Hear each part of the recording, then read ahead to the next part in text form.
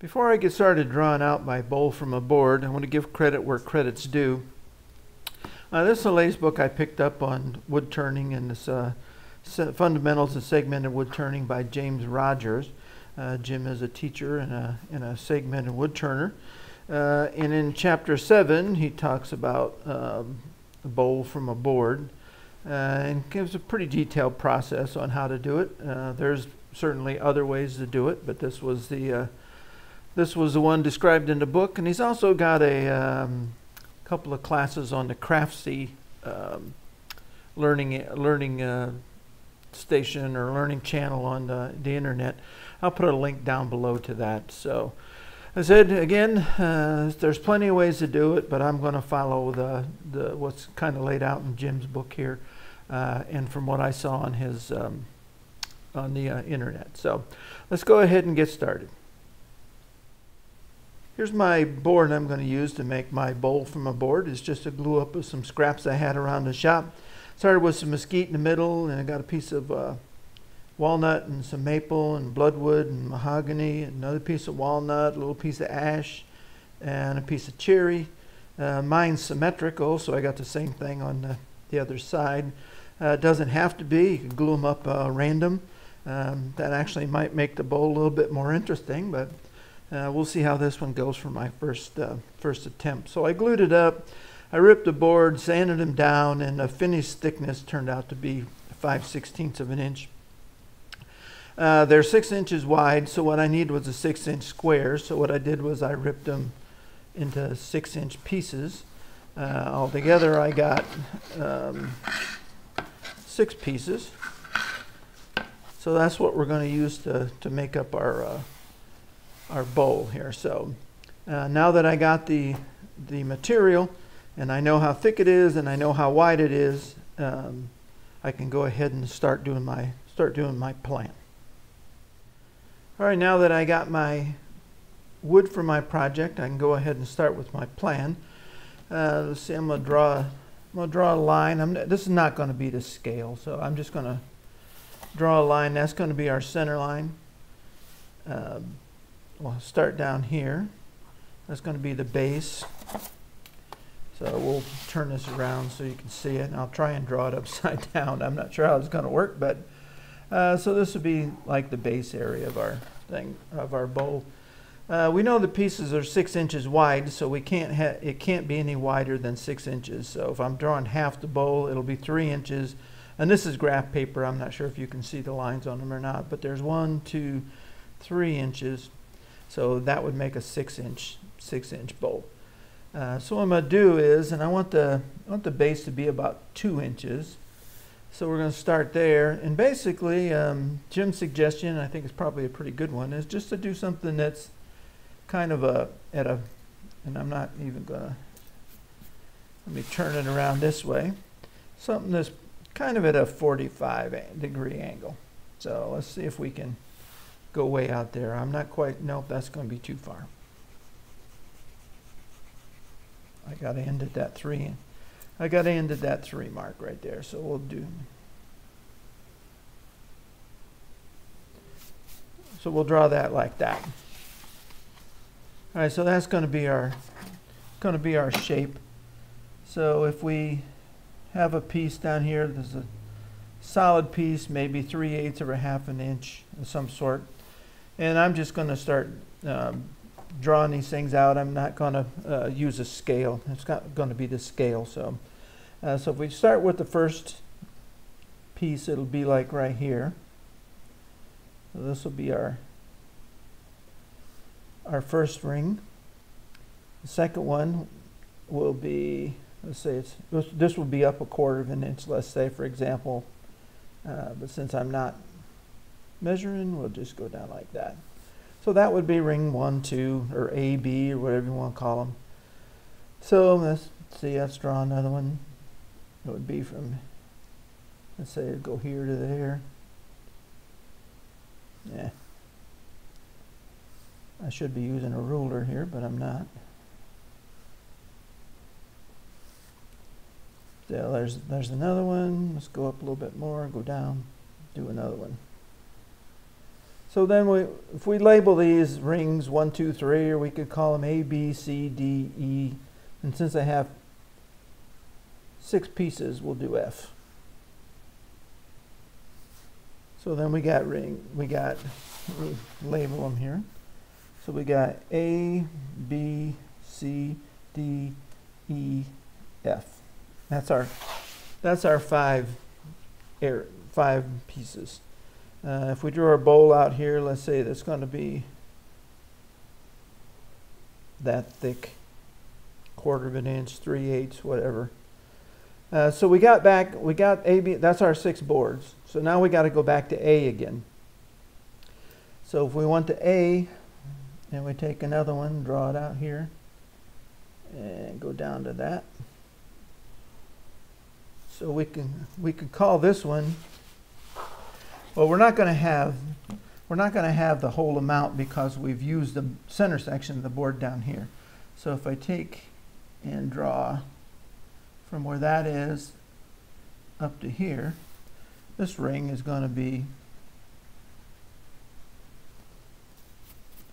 that ring is going to be that wide. So we'll call that A2. And well, this one will be A1. And this will B1, C1, D1, E1, F1. So same thing then is if we draw another one,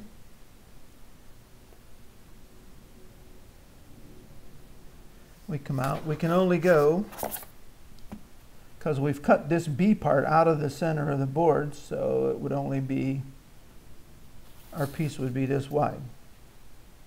That would be B2. I'm sorry about turning them upside down here. I'm not that good at I'm not that good at doing it backwards. So we would keep going, and we could actually wouldn't even really need to make these whole rings. We could split them out, or you can leave them solid. So you would just continue up the bowl till you use pretty much most of your board.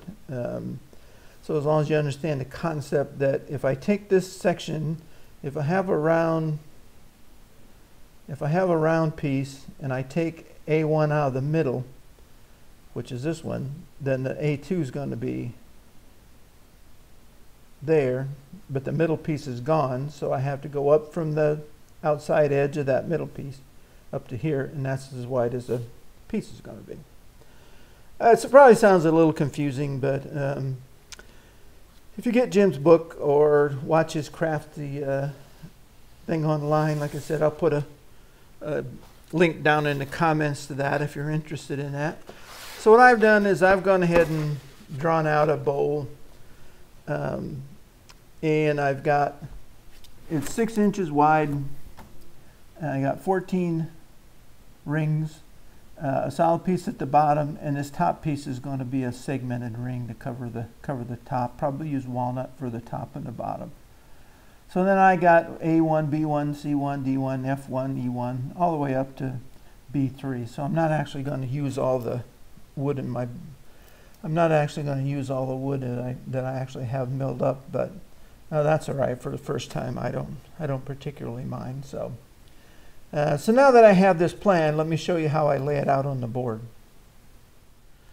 I've taken the piece I'm going to use for my A board, and I just used my center finder, and since it's a square, it was easy enough to find the center, and I marked it with an awl. So what we need to do is make sure that we know this is our A board. So we'll put A up here in the corner. So if you can see that, A. So there's really not a lot of measuring involved with this. So if we're going to make this the A board and we want A1, then all we really need to do is take a compass and set it to the radius of that first piece down here. I get it tuned in here a little bit. So I'll set it there and dial in that to that outside edge of that last piece there, and I'll put it in my center, and we'll make our first circle. Oops. So this is going to be A1, our A1 ring. So now if we go up to A2, we do the same thing. It's going to be a little bit wider, so we'll put that on that side. Open the compass up till we get to about where A2 should be. And then we'll put it in the center again.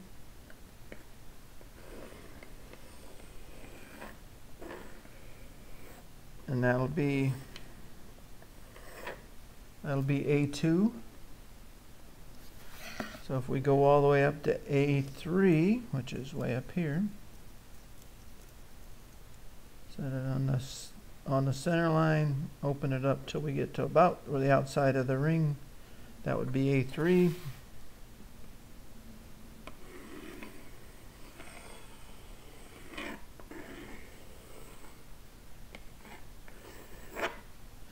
So there's A3. So that's the A board. So if we go back again and we're going to do we can start with B3 since we have it right up here to almost set for that size anyway. So there's B3.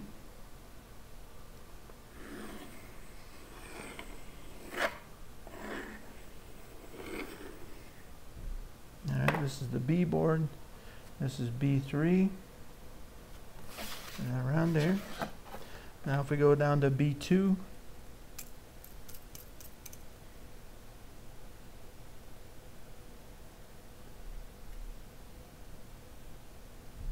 Alright. There's B2.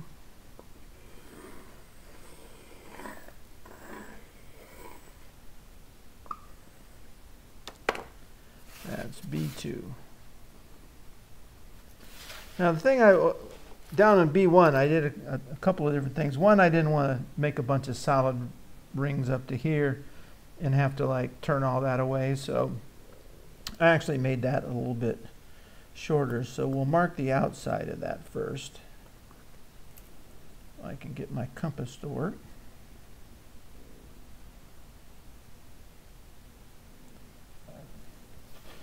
So there's the outside of B1. Now we'll do that inside piece. Inside radius.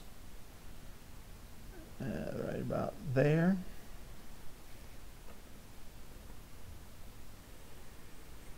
Now, if I can get my compass to work.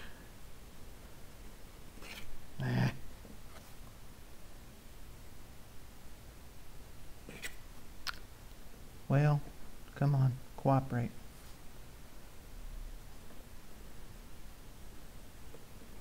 All right. So there's the B board. This would be B1.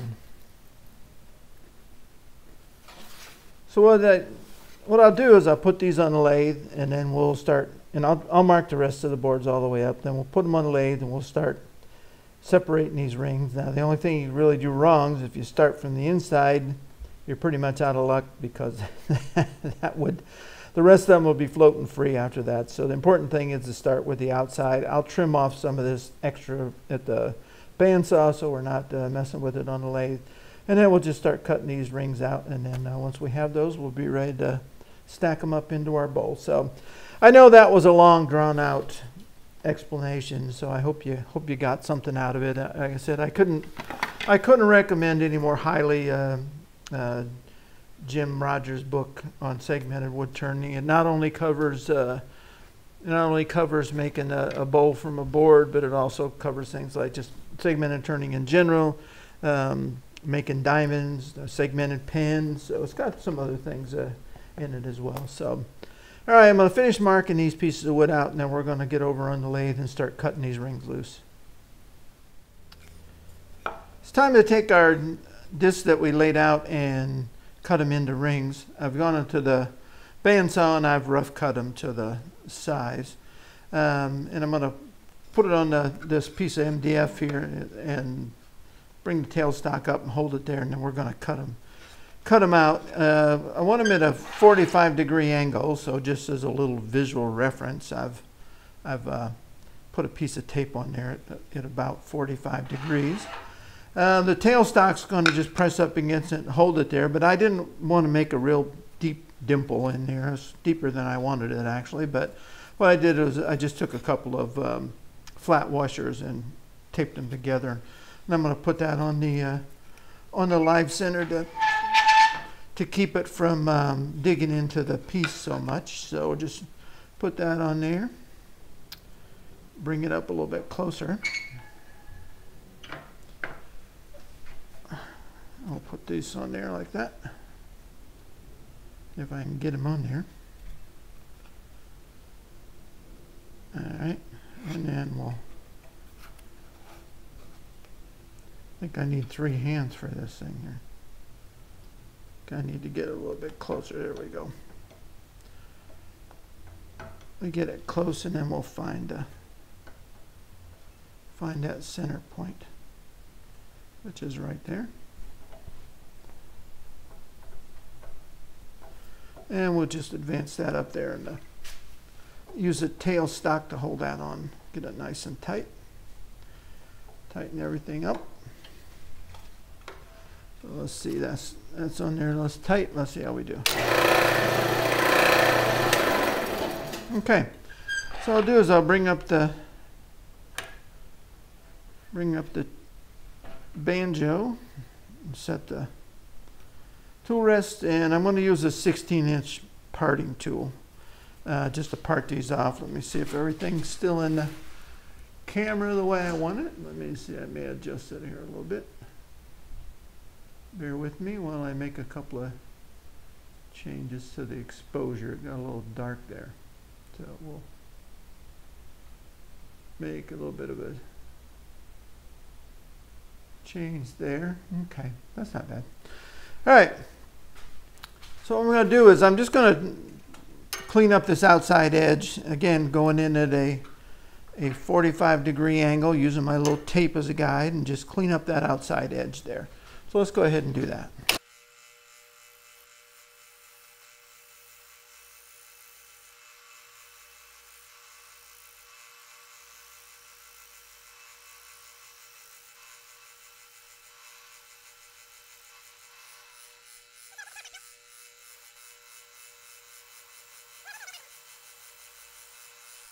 All right, I think that piece was already loose. There we go. We can get rid of that. So, next thing we want to do is separate this the A3 ring from the A2 ring. So I'm going to just adjust I didn't get it all the way off yet. There we go.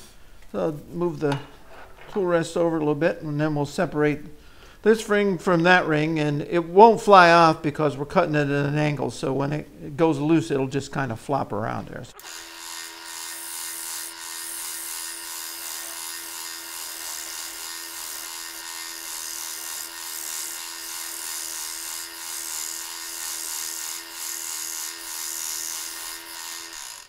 All right, there we go. That ring is loose. Now the only thing we need to do is keep it from flopping around. Put a little tape on it just to hold it and keep it from getting in the way here. I don't know what I ever did before I found this blue tape, I swear. All right, so the next thing to do then is to separate the A2 from the A1 ring, so we'll just continue on with that.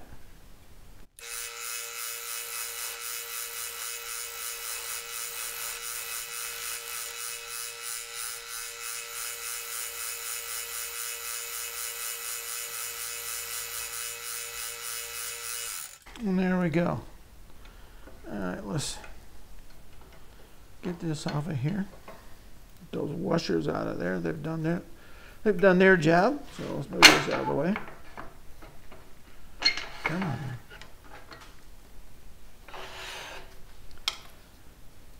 All right, so we've taken our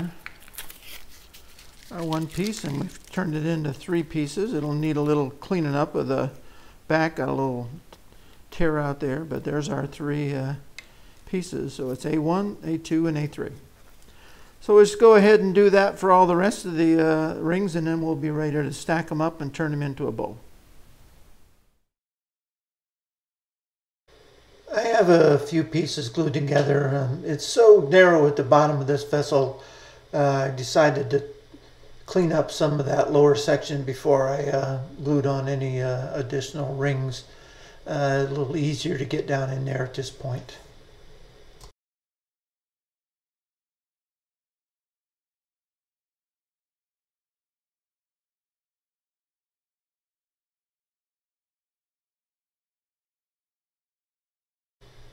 Okay, get back to gluing on some more rings here. I rotated each ring about 1/2 inch there. I marked out the center of that middle piece there and just using a little quick set glue on it. I'm using a cold jaw, similar to what I do when I make segmented vessels. So just a matter of putting it on there and lining up the marks with the edge of that centerpiece, and we're good to go. Here's the piece all glued up. That walnut ring on the top is much wider than it needs to be. I actually split that ring, and I'll keep the other half for a future project. So this is it. I got a large cone center in the end there just to keep everything steady on the lathe.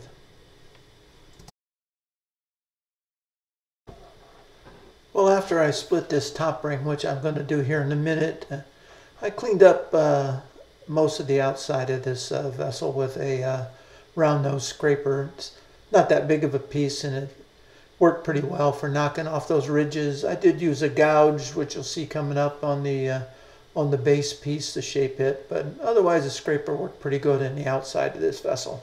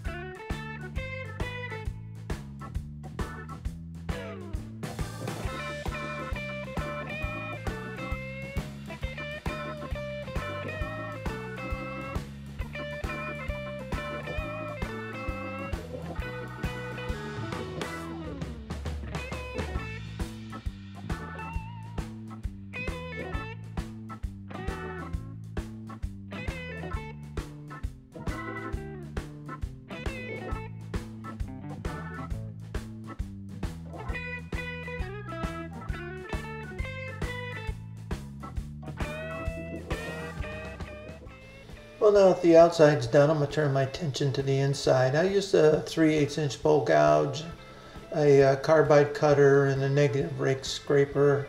I'm only going to show the first part here as I go down a few rings. The problem with it was it's so narrow on the inside, I had to get around to front of the bowl to see what was going on when I was turning the rest of it, and so the only thing you would see would be the back of my head. So I'll just show this part, but the rest was pretty much the same.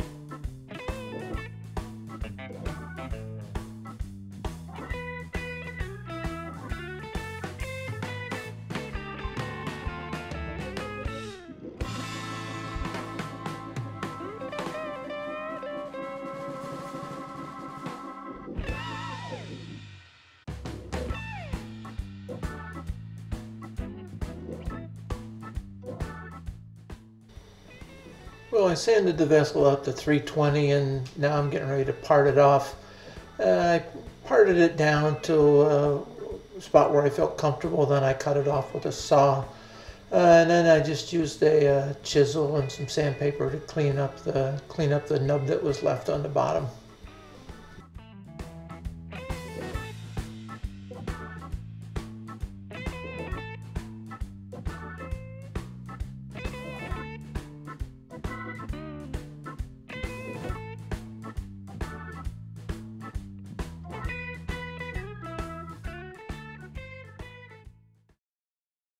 Well, after the piece was finished up, I sprayed on several coats of de-wax shellac, which gives it a kind of a glossy finish. I figured the piece isn't going to be handled all that much, so shellac was an easy finish to put on, and it dries fast, so you can get a lot of coats on quickly. So I'll put a couple of more pictures up of the project. I'd like to thank you for watching, and if you haven't already, please go ahead and subscribe.